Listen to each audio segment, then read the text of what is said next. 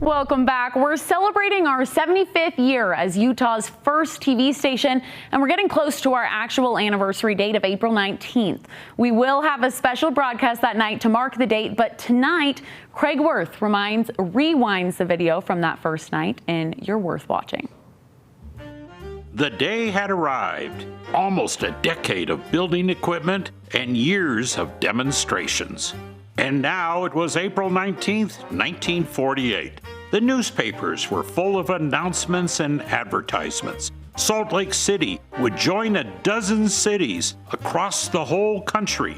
Television was here. Pictures would fly through the air.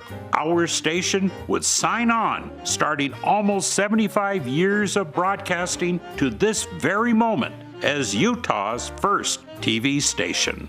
And at 8 o'clock that Monday in April, our engineers of the day threw the on switch, and by golly, it worked. A hand-painted card flashed onto the screens of the couple hundred sets. That night, more hand-painted cards would be dropped in front of the homemade graphics system. They announced programs and advertisements. Now keep in mind this was so new, especially in the West, that the paper carried questions from people who might see this modern miracle of science thing called TV here at Channel 4. Will it broadcast on radio? No. Is my present radio adapted for television? No. Is it possible to tune television programs directly from distant cities? No, it will never happen. You will only be able to see your neighbor kids play the piano. In fact, one of the first shows involved the chief engineer's daughters playing the piano. Or you saw the other neighbor kids tap dancing. It was all magic. But we knew from that first day that TV was swell. Okay, you can find enough rope jumpers and people to draw funny faces to juggle your TV schedule around 3 days a week. But how are you going to put this stuff on TV? I mean, how do you run these really cool lights? The late Mark Hampson was on the crew that very first day.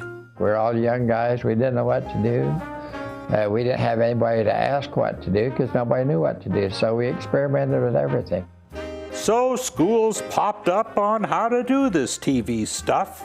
Oh, you could train for TV and radio electronics. And my favorite, radio, television, refrigeration, and air conditioning. Well, it's all about the same stuff. And the other issue, folks had to have something to watch all this on.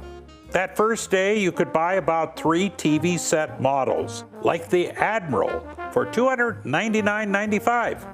And this is actually one of those TVs from April 1948.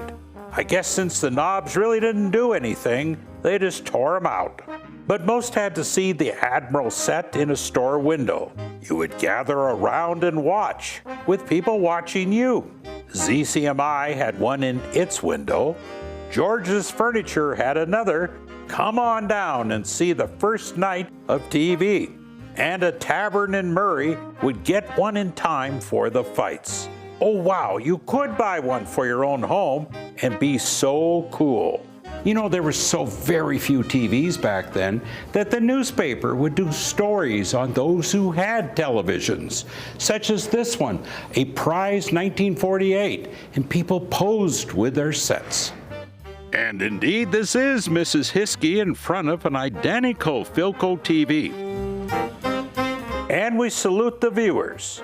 And we salute those who put the station on the air that night. They were the pioneers. Craig Wirth, ABC4 News. We're nearing the end of March, but snowboarders still getting the best of the greatest snow on earth. This morning, Woodward Park City held its first knuckle huck contest. So a knuckle huck, you can see on this diagram, this is when the snowboarder does a trick off of that angle right before the landing. A snowboarding Olympic gold medalist today and an X Games champion judging the contest. We spoke to one kid who won an award there. I won the biggest air off of the knuckle. I got like 25 feet to 30 feet maybe. Yeah. I went really deep. So we're told that even though it was really snowy this morning, as you can see, that didn't stop some of these kids and athletes from having a pretty great time. Now time to check back in on your pinpoint weather forecast. Now, Nate, I think it's good for us to see that there are people out there who are still happy with the snow. It's good news for some of us. Still enjoying it. Yeah, and sir, if you don't want the snow, you can find ways to escape it, right? Let's show you. Let's pretend for a minute that we don't have snow really coming down out our windows this evening here in northern Utah. This was a beautiful shot from Sand Hollow State Park. Chris Williams out flying the drone across southern Utah today. Another view, this one from Springdale, again, so just right near Zion National Park. Chris Williams again with his drone just showing off some of the beautiful sandstone. Red Rock's just phenomenal. I imagine a lot of northern Utah residents are going to flock to southern Utah for spring break to escape the cold air.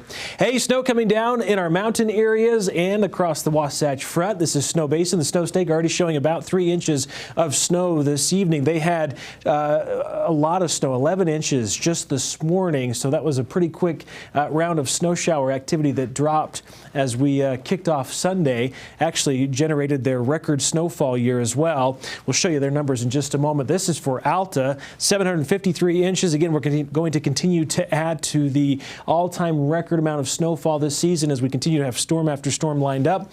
Previous record was 748 inches from that winter of 81-82.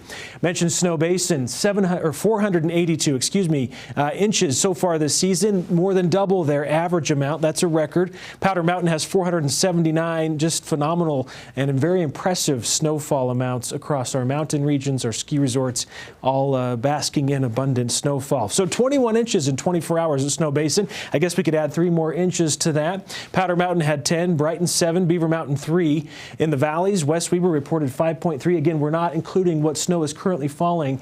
It looks like we've got an inch or 2 already falling across portions of the Wasatch Front. Brigham City 4.5, Clinton 4, Logan 3. And again, we still have snow coming down. This is a look at Hillfield Road. It was snow covered earlier. You can see snow on the interstate. Plan on dicey conditions as you head out this evening. And again, tomorrow morning, we're expecting some lake-enhanced moisture to set up. So right now, showers from Box Elder County to Weber, Davis County as well. Now moving into the northern part of the Salt Lake Valley. Winter weather advisories in effect, at least for the Wasatch Front through 10 o'clock tomorrow morning. Mountains could see 6 to 12 inches of snow.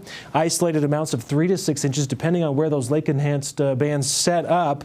And then after this moisture moves out, we do catch a bit of a break tomorrow afternoon into Tuesday. Southwest flow will set up, so pretty nice weather into Tuesday with that southwest flow. Should help bump our temperatures up, make us feel a little more spring-like, but then more weather moving in midweek. St. George forecast, 55 for your Monday. Mostly sunny skies. Tuesday, 65. Not too far from average. Usually we're about 70 degrees this time of year. Rain showers moving in Wednesday. Thursday, rain as well, 55 degrees.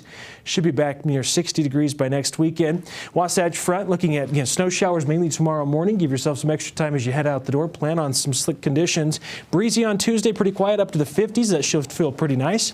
Rain showers on Wednesday.